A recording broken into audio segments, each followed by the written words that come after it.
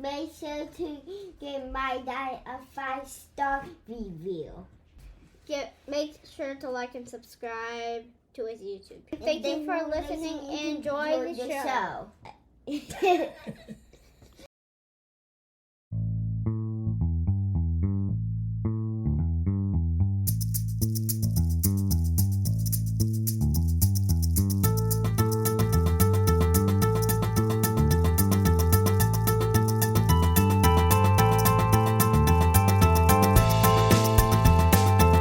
Hey, welcome back, Faithful Politics listeners and viewers. I am your political host, Will Wright, and I'm joined by your faithful host, Pastor Josh Bertram. How's it going, Josh? Doing well. Thanks, Will. Good. And this week we're joined with Aaron Hoover. Aaron's calling is to redeem families, multiply leaders, and shepherd people by living authentically and showing God's faithfulness. He's an advocate for people struggling with mental illness, especially those in the church who may be suffering in silence. Aaron has lived with clinical anxiety, depression, and OCD for more than 2 decades and has seen God's faithfulness in the midst of the pain. He's compelled to speak up and write about this issue in his new book, Anxiety, Depression, and Jesus, Finding Hope in All Things. So welcome to the show, Aaron. Yeah, thanks so much for having me. Excited to talk with you guys. Yeah. And it's kind of interesting. Like so for those that aren't watching the YouTube video, Aaron is a white male. If you don't know, I am a Asian Black male. And Aaron and I are related somehow, kind of through happenstance. So like I'm gonna kind of give my side on how we came to know each other, and maybe you can kind of fill in some of the blanks. So my sister-in-law, Anna Gibson, formerly Anna Shutsky, because I'm married to her sister. She's married to this guy named Micah Gibson. And she posted your book on her Facebook page. And I was looking at it. I was like, oh, this looks really cool. Like, this looks like somebody that would be perfect for us to have on the show. And she proceeded to tell me that you were her husband's brother. Did I get that right? Yeah. Yep. Okay. You guys have different last names, though. Like, he's a Gibson. Yeah. So there's 6 of us kids from my mom, and the 3 oldest had a father who passed away when they were pretty young. And so she married. Then my dad had 3 more kids. And so I'm number 5 of 6. Micah's number 2 of 6. So we have a good connection because my oldest brother and my youngest brother, they've bookmarked themselves the ends of the family, the first and 6th. The alpha and the omega. Micah and I are the middles of the boys. And so, yeah, Anna, I've actually known Anna longer than her and Micah have been married. She was a part of the church that I was a part of, and we played music together, and she's always been a very special person in my life. So how cool. You captured it pretty well. Okay. Who's better on the guitar, you or Micah? I play drums, so I'm awful on guitar. Vocally and guitar, and probably any other instrument. Micah could probably take me in drums too. So really, yeah. Like I know this is sort of like inside baseball that nobody really cares about, but if you ever meet my brother-in-law, Micah Gibson, the dude is like a prodigy. It's almost he's one of those people that have like so much talent that you're just like, that's sickening, like you should spread the wealth, Yeah. So, so definitely interested to talk to you about your book. And maybe we'll start off by just, asking like, well, what inspired you to write a book about anxiety and depression? Yeah, that's a good question. I never had aspirations to write, especially a book. It seemed very daunting. I would look at people who wrote a book or multiple books, and I'm like, man, the work ethic and the time that you'd have to put into that's all pretty incredible. And so never aspired to do that myself. But I've struggled, like you set up a few minutes ago, I've struggled with anxiety, depression, and with clinical OCD for a couple decades. I remember my first panic attack when I was about 11 years old. And I remember just so many times growing up in the church that I didn't have good outlets of people to go to, people who could really care for me, people who would love me despite what I was feeling, people who didn't try to fix me and just like take away the pain and the struggle that I was experiencing. And so I'm a pastor, and about 9 years ago, I joined the staff of the church that I'm at currently. And about 5 years ago, I just was in an absolute pit with my mental health.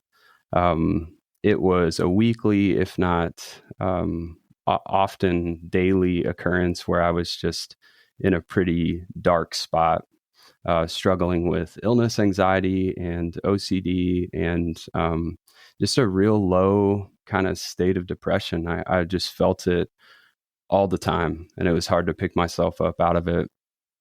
And I would do what many people I feel like do when they encounter something like that. They try to find something that's gonna help, that's gonna move the needle. It's like, can I just get some hope? Can I get something that's gonna be relatable, or that's gonna tell me I'm gonna be okay, or what can I do? And so I would go to Amazon, or I would go to the bookstore, and I would look up books on anxiety and depression. And I'm not kidding you. It was every single time I picked one up, I would go to the best-selling books. And I remember prior to writing this book, I looked at the top 10 best-selling books on anxiety and depression. And every single one of them had a word like how to overcome, eradicate, eliminate, get over, have victory in. I mean, there were so many like definitive words of like, hey, if you read this book, anxiety and depression will be a thing of the past. And I read every single one of them. I was like, I'm going to buy every, but I was so in need of hope. I was so in need of help that I was just like, I'll do anything. And so 21 tips to overcome your anxiety, or how to change your thinking, change your life. It's like all these things that I was like, I'm all in. And so I would do that, and I would close the back cover at the end of the book, and I would just be left with the question of, why is it still lingering for me?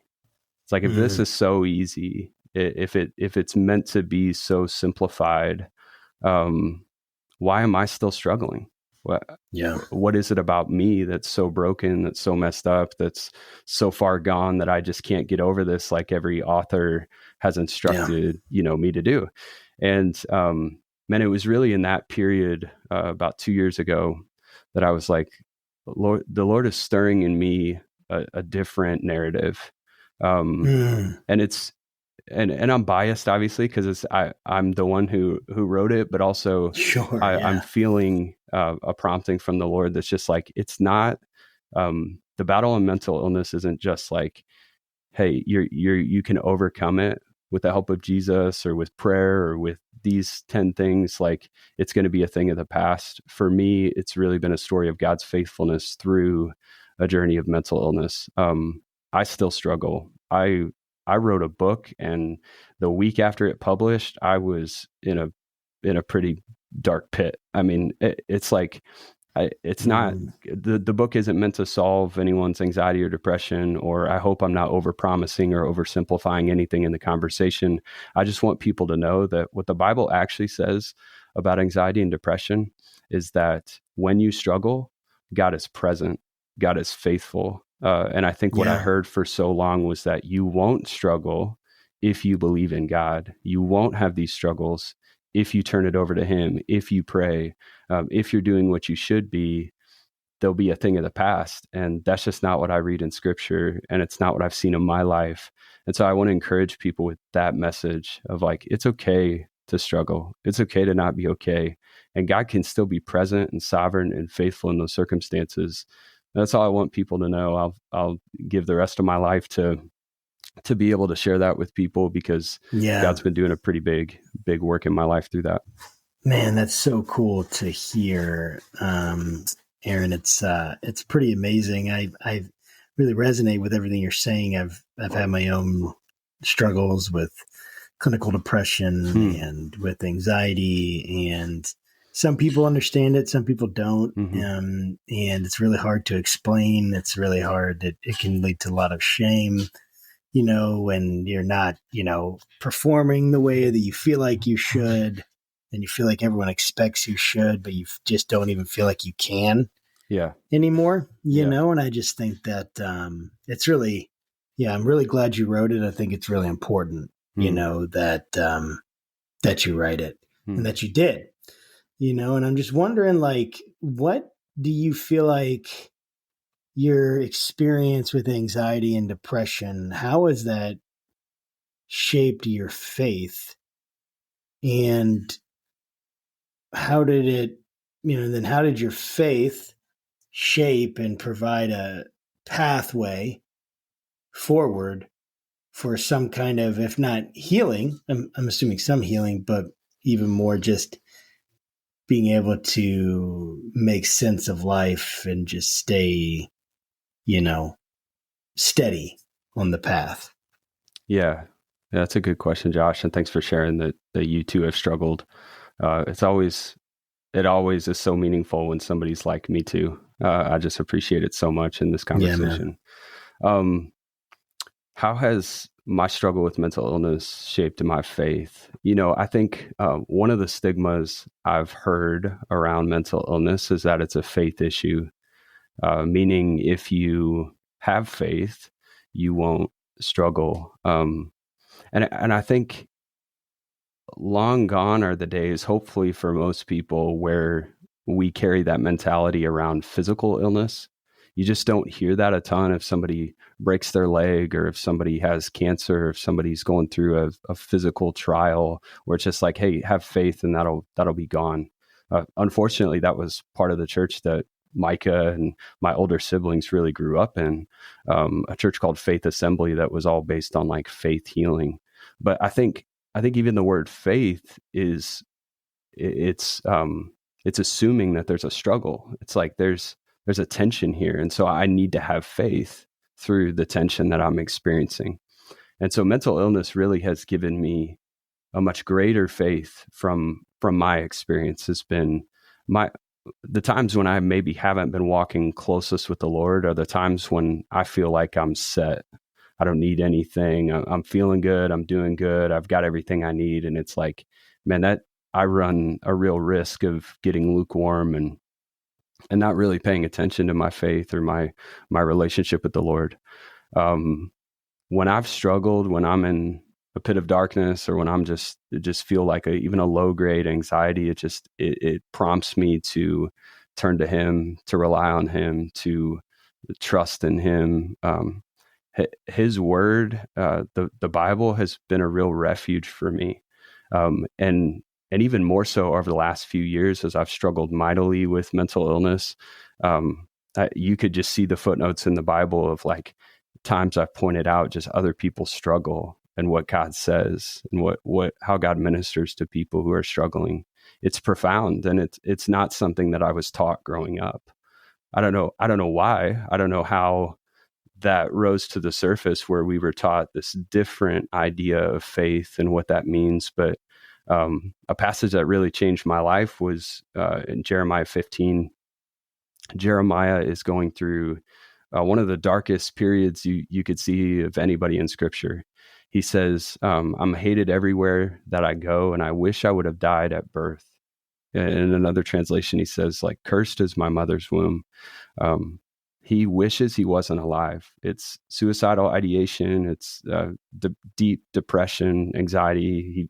He feels hated, all these huge emotions. And when I read that, I legitimately thought, based on my experience of saying very similar things and the things that I heard from people when I would voice that, I legitimately thought God would say, Jeremiah, stop acting like that. Or Jeremiah, how dare you? Or condemn him or strike him down in some way. Like I knew that there would be a punishment that God would have on Jeremiah for saying, I wish I had never been born. I wish I would have died at birth. Those are pretty big feelings. And I thought God would come back in a pretty big way. And God simply says to Jeremiah, I am always with you. It's like a profound passage of God just reminding Jeremiah of like, no matter how you feel, I'm here. You can't say anything that's going to make me leave you or forsake you or give up on you. And I was like, man, that's how God feels about me when I struggle. So so mental illness, to come back to your question, it's like, it has given me so much faith. It's increased my faith, because I've seen that God is a faithful God who's sovereign over every difficulty. And even when I'm struggling, he's there and he's present, and he's not leaving me. And I think for a while it hurt my faith when I heard people say, oh, that's disappointing to God, or God doesn't want you, when you feel those things, or the things that I typically heard where, man, you got to pray more, or at least it's not this, or just so many instances. I mean, there's so many stigmas and so many bad ways that people can handle those conversations. And I try to give as much grace as I can, knowing not everybody's been in my shoes. But what the Bible says, I think, is far different than what I've heard, unfortunately. And fortunately, I'm glad that there's actually some truth there that we can cling to. That's, it's so interesting. Like your summary of things that were told to you from other people, kind of to I don't know, get yourself back on track. Basically people are just telling you to grow a pair, kind of thing. And we've spoken to many theologians, many Christians on this show. And I think I could say with some level of confidence that Christians are just crazy, and are have the unique capacity to say the wrong thing at the wrong time, and mind you, like, I'm a believer, but or the right thing at the wrong time, or the wrong time, but the right way and the wrong thing. I don't know. Yeah. It all gets very confusing. Yeah. Words. But because I grew up atheist, and I came to faith much later in life. I mean, I'm still, like, I've got more years as an atheist as I do a believer at this point in my life. So like, I can attest that, like, it's not surprising to me that folks specifically kind of in the Christian community are very, very judgy. But I'm curious, like, just for you personally, I mean, you mentioned at the top, you recognize that you had some, mental things going on at a very early age. I want to know, like, why did you choose ministry, of all the professions? Because I mean, if I had known you as an 11-year-old, so I used to be a youth pastor too. Like, if you were in my youth group and you had a bunch of mental things going on, the last profession I would probably ever encourage you to join would be ministry, or to become a pastor. Yeah. I'd be like, yeah, you can do anything, just don't go into ministry. So what was it that kind of led you down that path? Yeah, I love that question. Related to mental illness, I've never been asked that, so that's an interesting way to look at it. When I was young, I had a pretty big encounter with God. I feel like it was something that really shaped the trajectory of my life. When I was 8 years old, I was horsing around in the house with my younger brother, and I broke my right femur. At the time, we didn't know it was broken, but I really couldn't put any pressure on it. Couldn't walk. I was one of those kids that kind of nursed injuries, or just tried to do anything to get out of school or get out of doing what I needed to do. And so I don't think my parents believed me for a little while. But within a couple of days, I think they ended up taking me to the hospital and getting some x-rays, and they saw that I broke my right femur, and on my femur was what our primary care doctor— That's crazy. Yeah. And the radiologist thought was a tumor. There was some kind of mass sitting on my femur that caused it to break. Cause it wasn't my brother was 4, I was 8. It was like, wasn't this hard contact or anything, but just any contact would have caused it to break. And so through that process, I felt, I was terrified, and I don't remember a panic attack at that time, but I felt every feeling that you could possibly have of fear and just overwhelm. And I hear the word tumor, and I'm like, you don't even know how to process that at 8 years old. I see my mom weeping when she hears the news, and I'm like, and this is big. This is really, really big. And so, mind you, just and our audience knows, but like my 9-year-old son just had a brain tumor removed about a month ago. So yeah, everything you're saying makes total sense to me. Yeah. Wow. I'm sorry to hear that. I did not know that, Will. Yeah. And so through that process, I remember my mom just praying so faithfully, and she was just trusting in God so much through that. And it really developed in me this sense of faith and prayer. And like, that's what we do when we're at our wit's end or we don't know what to do. We just surrender and try to, as much as we can, like, there's nothing we can do to control that situation. Let's give it over to God and like trust in his faithfulness. Long story short, I mean, it was a process of about 6 months of continuing to go back to the hospital. And they said that what my primary care doctor and initial radiologist thought was a tumor was actually a cyst. The cyst over the course of 6 months just shrank and shrank and shrank. And I never had a procedure done and have never had any issues since then. But at 8 years old, I'm confronted with this, like, this idea of faith in a really tangible way of like, what am I going to do when I'm at a crossroads, when I'm struggling, when I'm in trouble? And so I really feel like God gave me a gift of faith at that time. Why I went into ministry then, I felt for years like I wanted to make a difference. God would use and redeem my experiences. And I didn't have a line of sight to, now I'm 35 and I've been a pastor for 9 years. I didn't have that full perspective, obviously, at the time, but I've always felt like God was wiring me in a way to redeem the experiences I've had. My parents were divorced when I was about 11. I've been through a lot of unhealthy situations and relationships, and there's just been a lot of circumstances in my life that when I read Romans 8:28, which says that God will use all things for good, he'll work all things together for good for those who love him. There have been times in my life where I'm like, no, not this. Like, I don't think you could use this.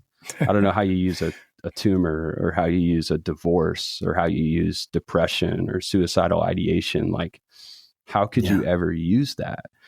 And it really was a place of questioning of like, God, does that really mean what you say it means? And how is that going to happen? And I was in disbelief of like, I don't know how. And now I see how. Like, I genuinely see this is how you use it for good. And whether it's a book or just a platform or just one person that comes into my life who's hopeless, and I can give them something that God's given me, that's a really redemptive quality that I think God's given me, and a perspective he's given me in my life. And so the why of ministry is really that for me. It's like, mental illness at 11, there was nobody saying go into ministry, and that of the places at that time, that probably wasn't the safest place to be at times, with the stigma and the perspective that people were sharing.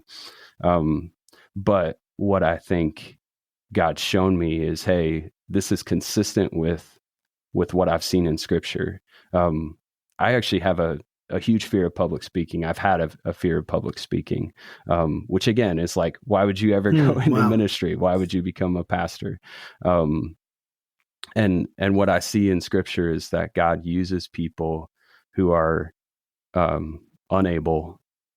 He uses people who are weak. He uses people who are, not fully equipped for the task to be able to do it. I resonate a lot with Moses. Moses, when God tells him to go free the Israelites, he has a ton of excuses. The main one being, I'm not good with words. I'm not good with my tongue. And God says, who made your mouth? And, it's like mental illness or speaking or any fear that I have. It's like God very quickly can combat all of those things to just say, hey, do you believe I am who I say I am? Then I'll take care of it. And at the end of the day, I'm not like super comfortable with all that, but I'm trusting. It's like, okay, you're going to redeem it. You're going to use it. I trust you. And so that's what I want to do. And that's what I feel called to do. That's so cool, man. It's so cool to hear your call to ministry and how God got a hold of your heart and used your experiences. And I find that all the time, that God uses our experiences, obviously. I mean, I think that's why he gives it. I think there's a lot we can learn about God from examination, a critical examination of our past, and trying to understand our own selves and trying to understand how we relate to God, our perspectives on God. I mean, so much of the Bible is narrative, and the narrative is all given for, a reason, a purpose, for a message, a lesson, a principle, and a truth. I mean, I think we can look back in our own life and find those same kinds of things. When thinking about our experiences, that is a process of thinking, and thinking really impacts how we live life, right? I mean, it's huge. And I know that I know some of the things that you've discussed, like for instance, even in your book, has to do with the interplay between thoughts, feelings, and then behaviors or actions or anything like that. Almost like a little bit like CBT. And I'm just wondering, talk a little bit about that, how you use that, any recommended resources, stuff like that, for when people are struggling, the relationship between their emotions, their thoughts, and then their behaviors and what they can do. Yeah, that's a good question, Josh. I think there's so many there's so many different ways to slice it, and so many different experiences and people who find one thing more helpful than another. For me, when you're talking about behavioral therapy or any other approach, getting alongside somebody who you can trust to help guide you in that is so instrumental. I mean, I went to countless people who I thought were people who loved me, people who had my back, and they did, but they just weren't equipped to be able to help me with especially therapy. So getting to a counselor, getting to a doctor who could really help shape and aid me were huge. One of the things, just to give you a little bit of more of a glimpse into my struggles, is I struggle with illness anxiety, can be called hypochondria or medical anxiety. But that was my first panic attack was related to that. I've had several others related to that specifically, where just something medically will trigger me. I don't know if it's because of my experience at 8 with a broken leg and what was believed to be a tumor, or if it was something else later in life. But I've just seen this tendency to get kind of spiraled by something medically. And it could just be a sensation or a feeling or a test result or a number of things. One of the things that CBT has taught me, and that therapists and counselors have worked with me on, is calling that what it is, instead of being like, oh, that I can get over that, or I should get over that, or maybe I if I take medicine, like that'll go away. It's like, I take an antidepressant, but the illness anxiety or that tendency is still there. And so what do I do with it then? And I think being unashamed and willing to tell people that, and to be forward, has given me such an opportunity to be more relaxed and to be safer in certain environments. Perfect example. I had a blood pressure test done a few years ago at an eye doctor, of all places. Like, I had no idea that they did that, but having my blood pressure taken is just a very traumatic experience. That's probably the best way to describe it. I've had panic attacks when I've had my blood pressure taken, and the more anxious you get around when your blood pressure is being taken, the worse it's going to be. And so I've seen some crazy numbers on a blood pressure machine because I'm so worked up and so anxious. And so I've worked with my primary care doctor, and my blood pressure is fine, but it's being sure that I'm limiting where I'm exposed to that, and where that happens and when it happens, so that I can protect my mind and guard myself from some of those spirals. So recently I called the eye doctor, and I needed to get back in and get some glasses. And I was terrified of going in. I'm like, if I go back in there, they're going to take my blood pressure. I'm going to spiral. And I'm like 10 steps out ahead. I'm like, this is going to be awful. And I'm just like, I'm just going to call them and ask if that's something they can't do. Like, can you guys just not take my blood pressure? I asked it, and they're like, yeah, for sure. We'll just add it in your file. And I just told them I had illness, anxiety, and like, my primary care doctor is the only one that takes that. And can you guys just not take it? And they're like, yeah, for sure. I called I was having another procedure done, and I called them, and I knew they were going to play a video. I learned that there's like a video that's played before the procedure's done. And when I called in, I'm like, hey, can I see that ahead of time? Because in the moment, I know what my mind will do with that. And yeah, I could spiral and all those things. And they're like, yeah, we could do that. So it's like, everybody may not be able to accommodate those things. And I understand that. And if so, we just got to take that into consideration. But there's been I've found so much life in just being candid with it and vulnerable, and just like, hey, it might be awkward if I tell somebody I've never met I struggle with illness, anxiety, and they're like, you're a 35-year-old male and you struggle with hypochondria. And it's like, I don't care. Like, I don't want to pass out on your floor, have a panic attack, and like, put myself in a bad situation. It's like, how can I get out in front of some of that? And so I think there's so many tools and tactics that I've been taught through therapy that I would just encourage people. Everybody's thing is different. Everybody's illness it varies, but undoubtedly there are things that can help move the needle for you. But it takes a posture of just real openness and vulnerability, which sometimes like comes back to bite us. It's like somebody might throw that in your face. I've had that happen with me. Like, somebody might not handle it well, but what I found is it's worth it to just keep putting myself out there, because I know best what I need, and then I can really set myself up best for those interactions and instances. That's so awesome. I really appreciate you sharing that, because as you were talking, so as I mentioned, like, my 9-year-old had a tumor removed from his brain, super traumatic to everybody involved. But he's been dealing with medical issues for the past 2 years. I mean, I couldn't tell you how many hospital stays we've had due to this medical condition over the last 2 years. And the tumor was sort of like it was like the final straw, because now as a 9-year-old, he's got a lot of trauma.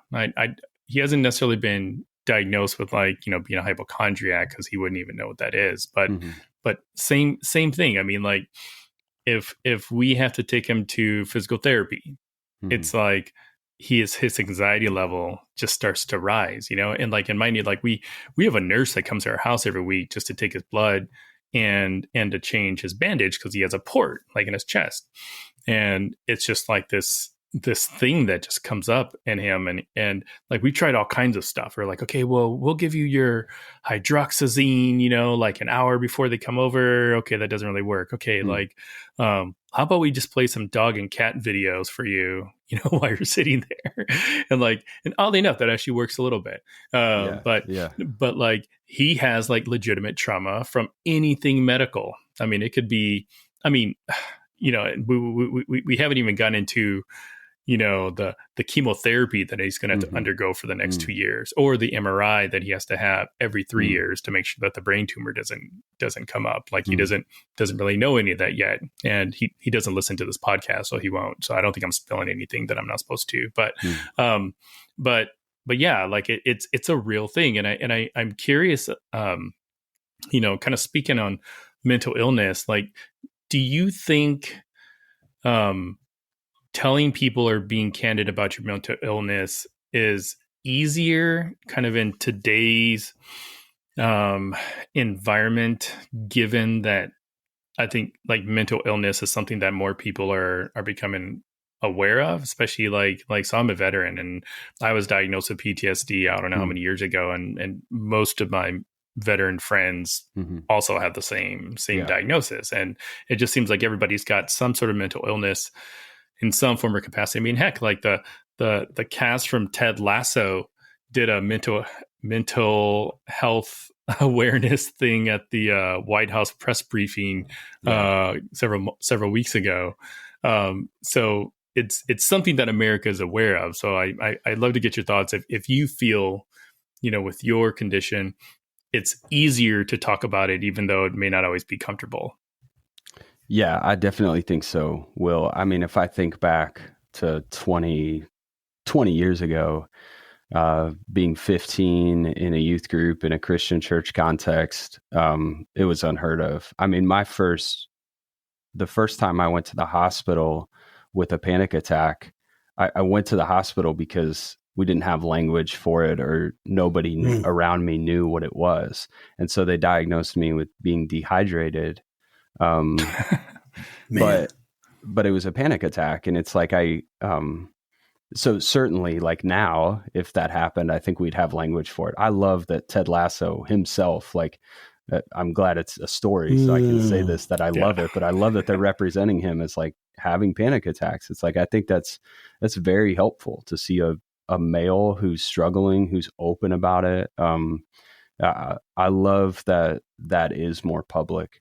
I think where it still rears its head is around, like, okay, then what? Like, I think medicine still has quite a big stigma around it. There are undoubtedly people who maybe will listen to this or have heard my story who are like, a pastor on an antidepressant. Can those two things coexist? And I'm okay with that, like the discomfort that may be there for some people. But I think we still have a long way to go with medicine, probably with seeing counselors, like really pursuing therapy. I think we still have, again, that's represented by Ted Lasso, and I appreciate that. But I think in general, saying I struggle with my mental health a lot, that from my vantage point, that's much more widely accepted and tolerated now. And even, like, you'll get people who won't say as many things in response of, like, the stigma related stuff. I think it's once we dive a layer or two deeper that you still get some resistance. What I've seen personally is, like, especially in the church, at times this still comes up where somebody thinks that somebody who's struggling with depression should be disqualified or just they're not fit to be in ministry or to be a pastor. I saw that a few years ago. There was a guy, his name is Jared Wilson. He was a pastor out on the West Coast. He had 2 young boys, a wife, and he struggled with mental health and suicidal ideation and depression. He died by suicide in, I think, the fall of 2019. And shortly after, there was a prominent figure in the church who came out and said, why are churches, I'll never forget this line. He said, why are churches placing men who are so candid about their brokenness in positions of leadership? And I read that line and I'm like, brokenness disqualifies us from leading? Like that, but that still exists. And I have a whole, like, excerpt in the book from another big prominent leader in the church who talks about it in just a very dismissive way. And so I think it still exists in pockets. I think the whole notion that we can't be broken, hopefully isn't widespread, but I do think there's just some of that rears its head, that it's like, have you read scripture? Like, the qualification for people to lead is brokenness. Paul says, I boast in my weaknesses because that's when the Lord is strong. It's like, we should be boasting in our brokenness. We should be admitting and open about it so that that's where God works. And it happens time and time again with leaders in the Bible. They're candid about their brokenness and God shows up in that gap. So I think we got more room to grow, but certainly has gotten better over the last couple decades, and I'm very thankful for that.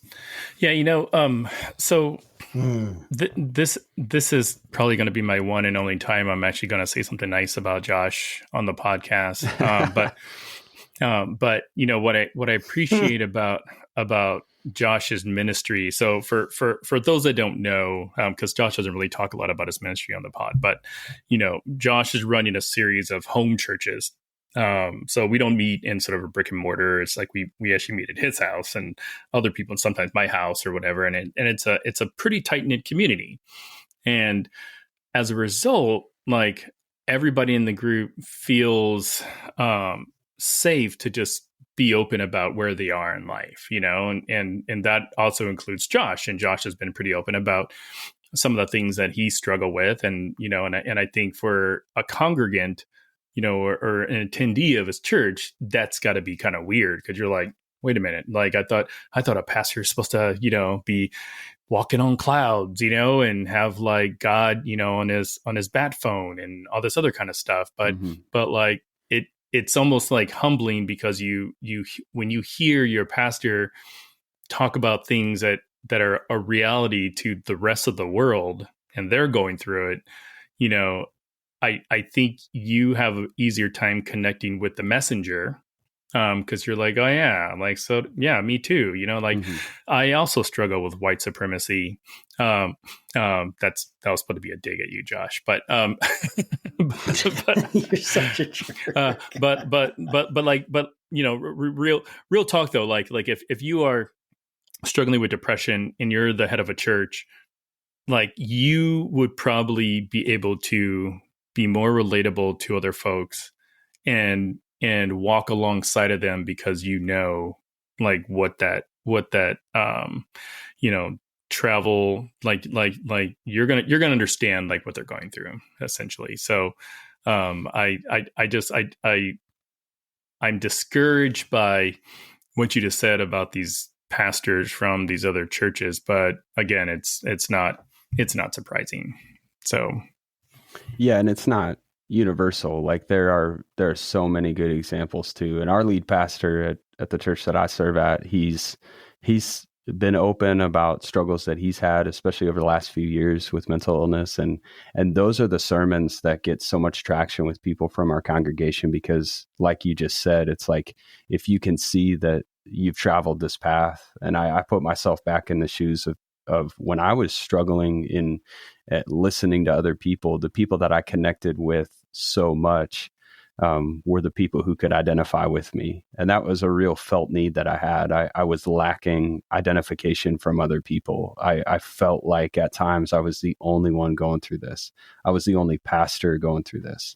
Right. I was the only husband or father who could struggle with suicidal ideation. I'm like, what's wrong with me that this is happening to me? And when I heard somebody else say, hey, I struggle too, that was a game changer. I mean, there's so much life and hope and just like being in it together. Otherwise you feel so isolated and so alone. So yeah, I agree with all that. Yeah, that's so good. It's funny because you hear a lot about, like, as a pastor and dealing with mental illness and stuff like that, you hear a lot about substance abuse, things like that, people in recovery. I've experienced things like that. So my question is that, sorry, I had to just tell my son to stop talking to me, and I had to unmute it. All right, we get it. So yeah, totally. But one of the concepts they bring is that when you have something that is how do I put this? Like when you have what creates addiction is isolation. So much of what feeds addiction is isolation, and what feeds the mental health issues is isolation, not being known, not being understood.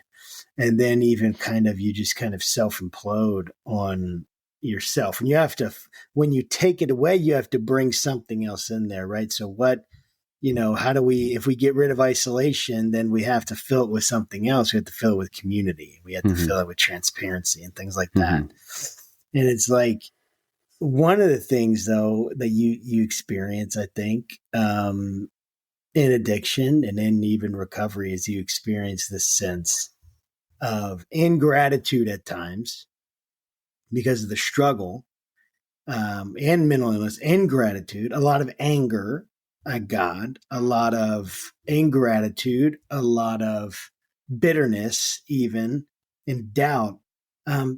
But we have to remove that, but we got to replace it with something, right? We got to replace it with gratitude and thankfulness, those kind of things. Talk to us about how the role that gratitude and thankfulness play in the struggle with depression. I would put mental illness. I would have put addiction right there in there. Mm-hmm. Yeah. Addiction is a mental illness. And so I would put all that right in there. So the question then becomes, how do we work with gratitude in these situations? Yeah. Yeah. First thing that comes to mind is the passage from Philippians 4. Philippians 4, 6, and 7 says, "Do not be anxious about anything, but in everything, through prayer and supplication, with thanksgiving, make your requests known to God, and He'll give you peace that surpasses understanding." So a summarized version. Paul adds in with thanksgiving. And I think that's what you're touching on, Josh, is like this posture of somehow making your requests known to God, pleading with God while being grateful. And that's a very foreign concept. And it ties in a little bit to what I was sharing earlier around Romans 8:28 and how God uses all things for good. It's like my prayer life changed when I started to go to the Lord with requests of healing and God, to ease this burden, take this away from me. I mean, I was pleading with Him to remove the depression, remove the anxiety. Yes. And I've been there, done that, dude. Yeah. No doubt. Yeah. And it was subtle, but when I started adding in, God, thank you for this. Thank you for even the burdens that you've given me. There were times I said it probably out of discipline and I didn't even mean it, but I just started to work in like, God, I am grateful because I know you're going to use it. I am grateful for my past, for what you've given me, for what you've shown me, because I trust you and I know you're going to use it. And I think it's been a subtle change in my life where I'm trying to lead with gratitude. Every night when I pray with my boys, I try to model leading with thanking God, because despite the struggles, despite the difficulties that we all have, and my boys have struggles just like I do, it's so much, it's so life-giving. And it's so peaceful just to recognize like, God, I'm still grateful for this life. I'm grateful for another day. It was a hard day, but I'm grateful for what you've given us. And I ask your protection and your peace that surpasses understanding. And when you experience that, when you experience peace that surpasses understanding, it's kind of like, it's one of the proofs of Christianity to me. It's not a proof that I can just transfer to somebody who doesn't believe and they'll instantly believe, but it's just one of the markers of Christianity that I've experienced. It's like, it truly does surpass understanding. When you are in such a dark spot and God provides you with peace that you had no line of sight to, and it was impossible to get there. It's like, oh, that's exactly and what it's the not Bible the says. absence of pain. Right. It's not the absence of pain. Sure. Yeah. Yeah. And it's deeper. remarkable. Yeah. And it truly does surpass understanding. And so, gratitude plays a huge role in all that. Yeah. And I just wanted to interject this one thing. I think that people like I think we often see, right, God's blessings in terms of material wealth. And I totally understand that, material things, and they are part of God's blessing. But I think one thing that we miss is that the gospel, right, focuses so much inwardly in the sense of transforming our hearts. And so the blessings that we get that are most spoken of in the New Testament are not gold and silver and buildings and, servants, and you get all these different things. And in the Old Testament, that wasn't a white supremacist thing, Will. So stop thinking those things. Says you. That's Solomon in the Old Testament. But when you get into the New Testament, though, right, what happens is you move from all those things to, what does Paul pray for? I pray that you would know Christ more than you have before. I pray that you would experience the outpouring of his blessing, of his love, that you would experience his love that transcends understanding. Like he asked for thankfulness and peace and to be full of spiritual wisdom and gifts. Like it's just so different. And I think that we miss this unbelievable gift and opportunity we have to tap into those heavenly resources to help us with these, earthly emotions and and this turmoil inside and all that. So Yeah. just wanted to interject that. I think gratitude is a spiritual exercise. I think you're bringing in opening up yourself to the Holy Spirit. Yeah, Aaron, I'm curious on. So this will be our last question, but what do you hope readers will take away from your book, and maybe furthermore, like how do you believe it can help promote greater understanding and empathy for those that might be experiencing mental health challenges? Yeah, I really hope above anything else that people who read the book, and especially people who are suffering in silence, know that they are loved. They are not crazy. They're certainly not alone. But I want people, even like the subtitle says, finding hope in all things. I want people to have hope that God loves them. He's for them. He's not forsaken them. He's not forgotten about them. He's not asking them to clean themselves up or figure it all out before he'll come in and help or interject. He's right with them. He's right with us. And yeah, I think that's, if nothing else, like I want people to know that you're not alone. You're not crazy. God's with you and he loves you and he's for you. And that would have been, if I had somebody tell me that 20 years ago or 10 years ago, it would have been very impactful. And so I'm trying to rewind and go back to what was lacking and what was missing. And those are just a few statements that could be easily summarized, and somebody could even see on the back of the book before they open the book. I think by opening it, by reading it, hopefully people see some personal stories of how God's shown up in my life. Hopefully they get some encouragement to get out of isolation, to seek community, to take some risks in this conversation, knowing there are going to be people who receive it poorly, who don't respond well. I just want to encourage people, no matter where they're at in the journey, whether they've never told anybody or they've told people and they've been burned by what they've shared or they've had it thrown in their face.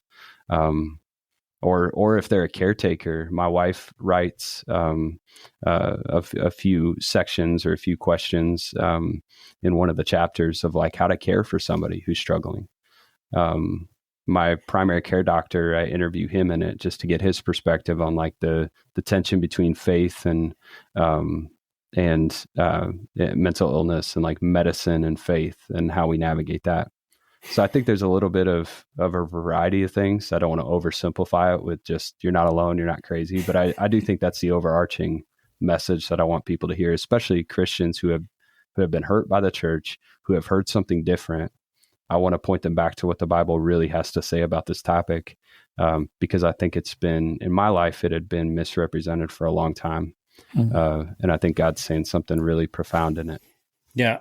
Just quick idea. You can run with this if you want, but you should think about making a children's book based off of your book with pictures and stuff. Cause that's a great idea. Like kids experience mental health issues, just like you had said, when you're 8 and my son who's 9, and it's just like, I can't necessarily just pick up any book and give it to him, because 1, he hates to read, and 2, it's like he would really understand it. So, feel free to run with that. You don't need to pay me any sort of like, whatever the compensation or whatever. But how I guess like how can people get a hold of your book, learn more about you, your journey, and whatnot?